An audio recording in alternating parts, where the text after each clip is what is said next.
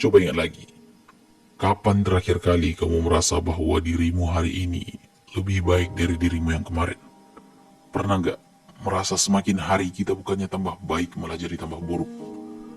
Pernah nggak terpikir kalau orang-orang di sekitar kita terus berjalan semakin jauh ke depan dalam hidup, dan kita hanya diam, menatap kepergian teman-teman kita, menjalani hidup mereka yang semakin hari semakin baik? Pernah nggak terpikir kenapa kita hanya duduk diam dan gak bisa bergerak maju seperti teman-teman kita, seperti orang-orang itu? Pernah gak terpikir kenapa kita sangat tertinggal dalam hidup, dalam karir? Kenapa kita gak bisa berprogres? Apa yang salah dalam diri kita? Apa kita memang sudah terlahir seperti ini? Apa ini sudah menjadi takdir hidup kita untuk hidup dengan diam dan melihat orang-orang maju ke depan? Kalau benar seperti itu, dunia ini tidak adil, bukan? Dalam 10 minggu ke depan kami sudah membuat video pembahasan lebih lanjut mengenai topik ini, yaitu pengembangan diri. Kita bersama-sama akan mencari tahu apa sebenarnya yang membuat beberapa orang bisa bertahan bahkan bisa melawan, sedangkan beberapa orang cuma bisa duduk diam menerima apa saja yang diberikan hidup kepada kita. Dengan self-improvement, kita akan belajar cara mengembangkan diri kita, cara mendapat kesempatan-kesempatan baru, meningkatkan kepercayaan diri, menjadi pribadi yang lebih baik, dan semoga saja nanti bisa lebih menghargai diri dari sebelumnya. Pertama, kita akan bahas tentang fondasi, akar dasar asal dari semua itu berasal. Mindset.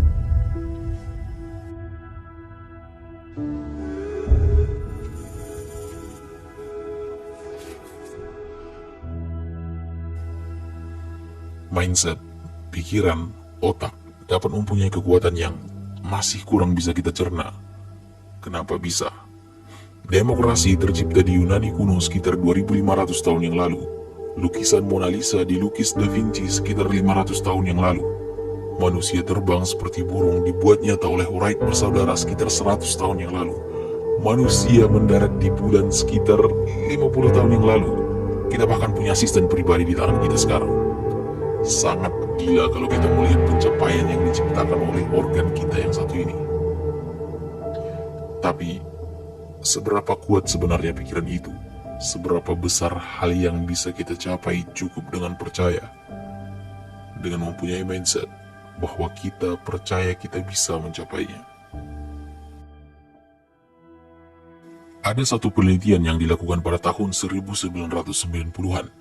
Dalam penelitian ini, beberapa anak kecil disuruh untuk menyelesaikan tugas sederhana.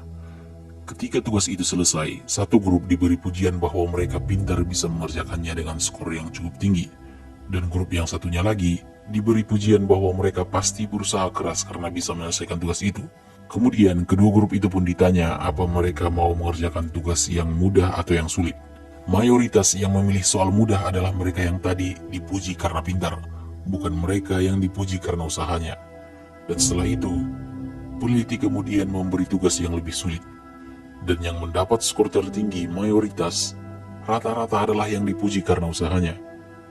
Dan terakhir, ketika anak-anak itu ditanya berapa skor yang mereka dapatkan, grup yang dipuji karena pintar berbohong 3 kali lebih banyak dari grup yang dipuji karena usahanya.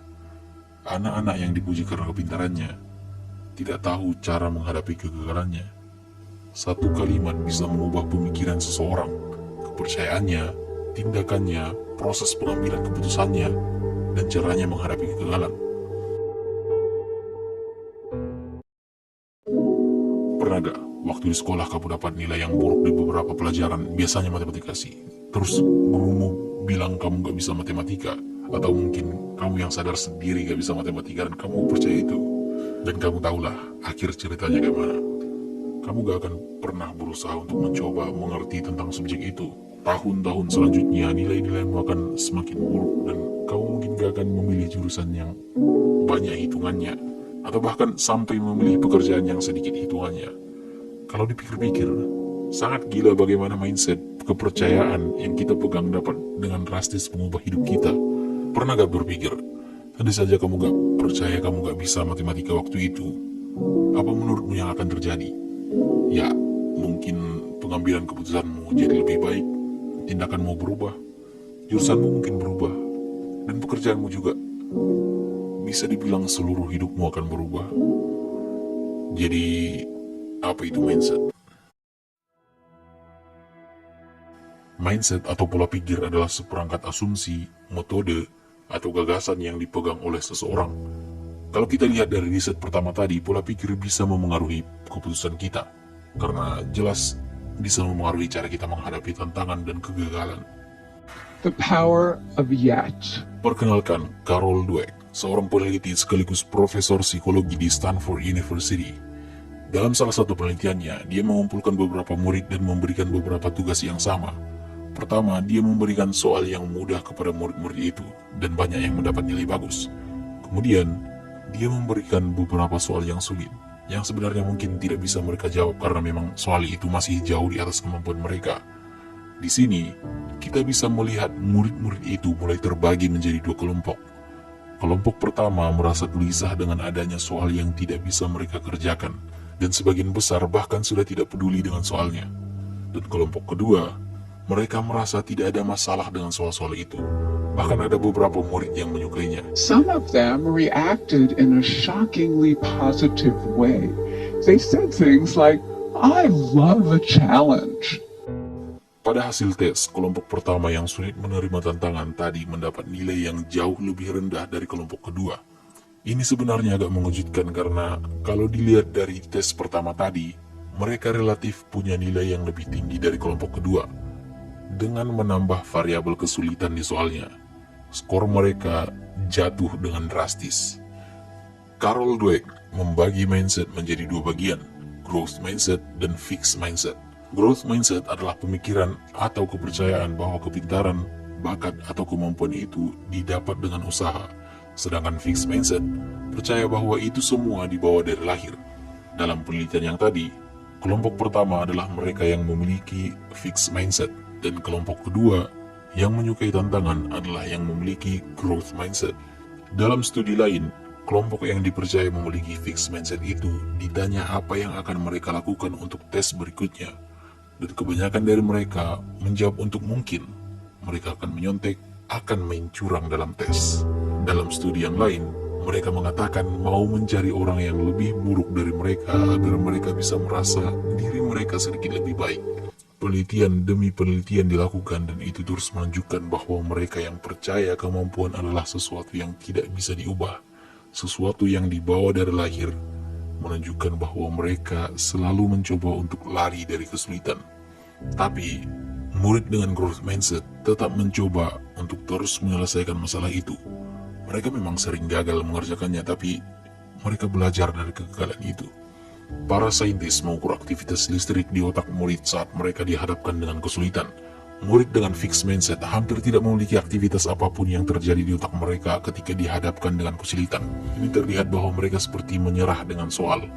Dan berbeda dengan growth mindset, mereka memiliki aktivitas yang banyak di otak mereka ketika dihadapkan dengan tantangan atau kegagalan. Orang dengan fixed mindset berfokus terhadap diri sendiri, sedangkan growth mindset fokus kepada subjek yang sedang mereka kerjakan. Fixed mindset percaya diri mereka pintar, jadi ketika diberikan sesuatu yang sedikit di luar kemampuan mereka, yang bisa saja mengguncangkan kepercayaan diri mereka, mereka lari, karena mereka mungkin merasa lebih baik tidak mengerjakannya daripada melihat diri sendiri tidak pintar lagi. Dan growth mindset tidak peduli dengan hal itu, mereka fokus dengan yang sedang mereka kerjakan, mereka objektif, mencari tahu strategi mana yang bisa digunakan untuk memecahkan soal yang diberikan kepada mereka. Fixed mindset biasanya berfokus terhadap validasi, fokus pada hasil. Mereka merasa jauh lebih baik mendapat skor tinggi meski tidak mendapat pelajaran apapun dari sana. Sedangkan growth mindset sebaliknya, mereka tidak terlalu peduli dengan hasil, mereka hanya peduli dengan proses. Mereka tidak terlalu peduli dengan seberapa banyak skor yang mereka dapatkan. Mereka peduli dengan apa yang bisa mereka pelajari dari situ.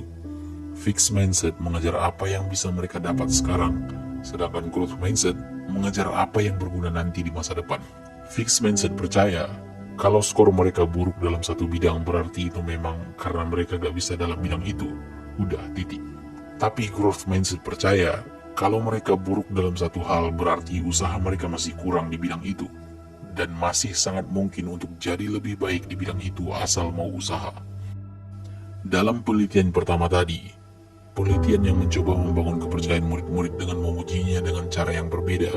Murid yang diberi pujian karena mereka pintar mengembangkan fixed mindset, yang membuat mereka percaya cara untuk bisa melakukan sesuatu adalah harus pintar.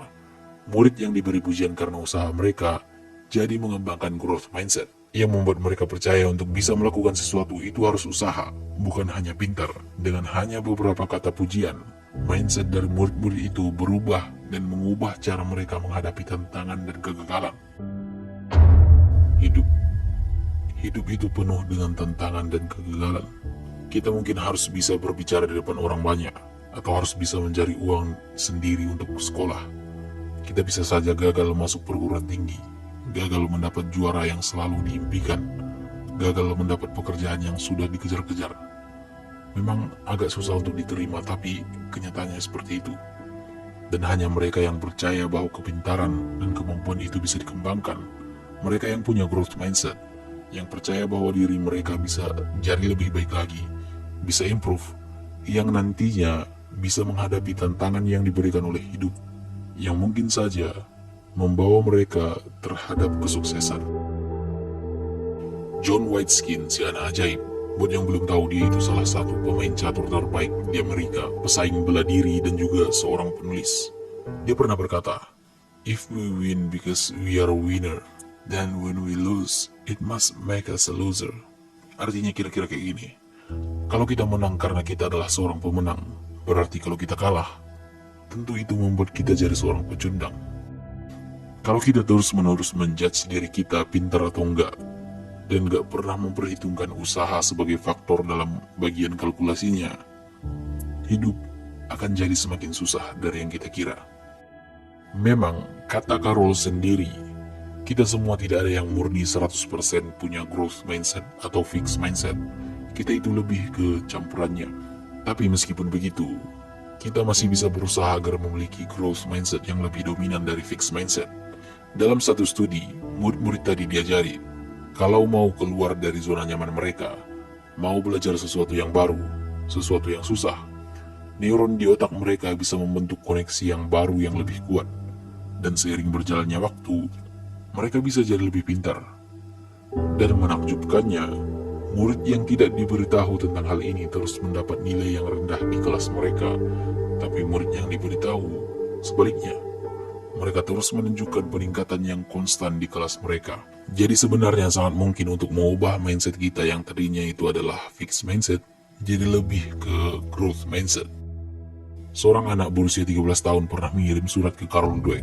Dia bilang di suratnya, "Kenapa nggak tahu ini lebih awal? Aku seharusnya udah bisa banyak hal sekarang." Dan ya, aku juga pernah merasa seperti itu. Kenapa nggak tahu lebih awal? Kenapa nggak tahu lebih awal ya? Tapi penyesalan demi penyesalan gak ada gunanya lagi. Sekarang, mari kita fokus untuk mengembangkan diri kita masing-masing. Mari mengimprove diri. Let's not waste any more lives.